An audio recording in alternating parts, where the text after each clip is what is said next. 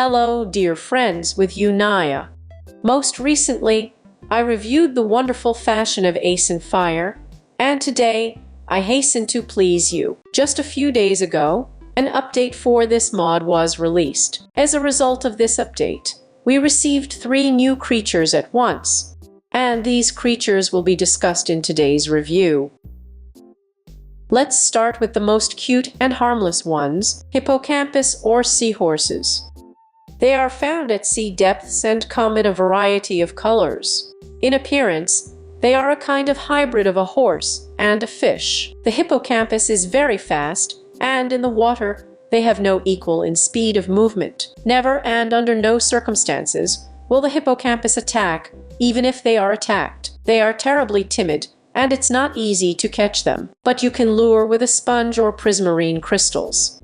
If you hold these objects in your hands, the hippocampus will follow you. After you feed the hippocampus with a sponge, it will tame, but it will not become less timid from this.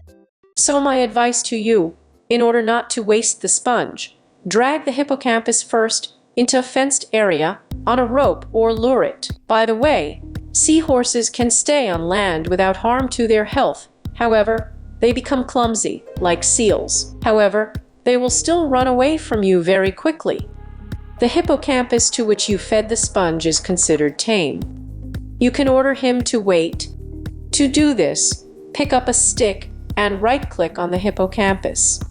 He will lie down and will not move until you pick him up. But keep in mind that this trick will not work in the water. So if you got off the hippocampus in the water, it's better to tie it with a rope. Although, given how active he is, there is no guarantee that he will not get off. You can only ride a seahorse by putting a saddle on it. To do this, sneak up, right-click, and you will see an interface like this. And you can also put horse armor on the hippocampus and hang a chest. Seahorses feed on sponges, and from them they restore health. But prismarines are needed exclusively for reproduction. That is, by feeding crystals to the hippocampus. We should get a small hippocampus. In addition to a fast underwater ride, Hippocampus gives us another very useful bonus. This is the effect of underwater breathing. If you are sitting astride the hippocampus, then you can stay underwater for as long as you want, regardless of whether you have a submariner's helmet and whether you have been drinking an underwater breathing potion or not. The management of the hippocampus is very similar to the management of flyers, hippogriffs, and dragons. By default, the 10 button is configured for immersion. You can reconfigure it. We float to the surface with the same button that we press to jump. By the way, although hippocampuses are not very fast on land, but they are quite capable of jumping over the fence, just like ordinary horses. A shot falls from the dead hippocampus' shining scales. It can be used to create, no, not armor. Unlike dragon scales, seahorse scales are used to create underwater breathing potions. The strength of the potion depends on the number of scales in it. Another kind of marine life, though by no means so harmless, sirens. These creatures live on the ledges of sea rocks and lure all humanoid creatures with their voices. The voices of sirens are very beautiful, and the appearance is something between a woman and a fish. In this charming form, they are called mermaids. They have another form, the true one. When the victims approach the siren, she jumps on her and kills her. At this moment, the siren shows her true form, in which she is called a naga.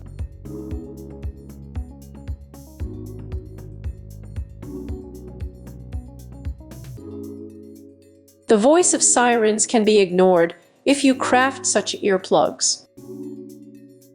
The siren song will not affect you, but if you approach, the sirens will still turn into a knack and attack you.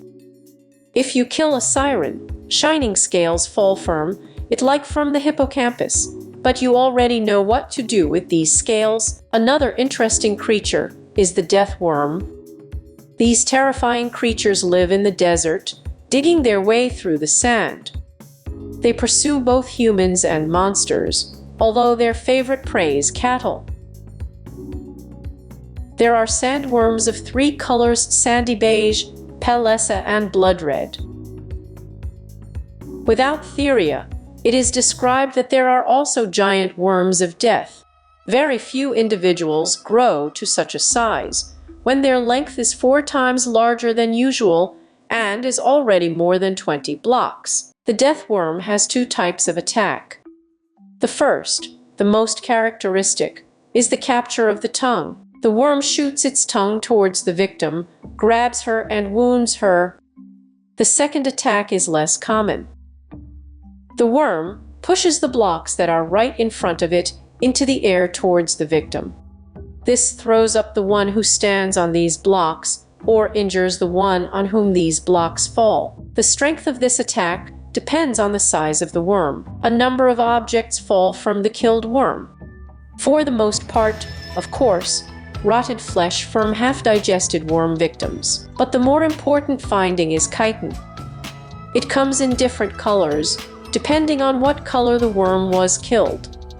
From this chitin, you can craft armor that has greater strength compared to conventional sets. But an even more valuable and rare find is the worm egg. Similarly to a chicken egg, a worm egg will produce a tiny worm of death. But this worm, unlike all the others, will not be wild. He will defend his master and his territory. This handworm cannot be controlled in the usual sense of the word. However, he will refuse to attack his master and the cattle that are on his territory.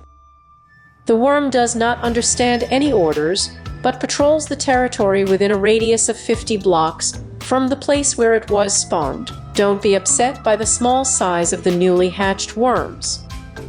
Pretty quickly, your pets will grow to the size of an adult worm. These green stars mean that the worm is growing up. Deathworms, wild and domestic, can be ridden. The idea, without any doubt, is borrowed from Dune's book. To ride on worms, you will need 2 fishing rods, one of which you need to take instead of a shield, to sit on the worm. With the second fishing rod, you need a cool one with the right mouse button on the worm. It is necessary to be near him at this moment. The worm moves quite fast, but only 1 block in height can jump. Without you, it is written that a saddled worm can be forced to attack your chosen target. I did not succeed. If you know how to do this, feel free to share your secret in the comments. That's probably all I can tell you about this update. I don't know about you, but I really liked it. And I fell in love with seahorses at first sight. Write in the comments which creature you liked the most. If my video was useful to you in some way, put your finger up and subscribe to my channel if you haven't subscribed yet. That's it for today. Dear friends, see you soon. Bye-bye.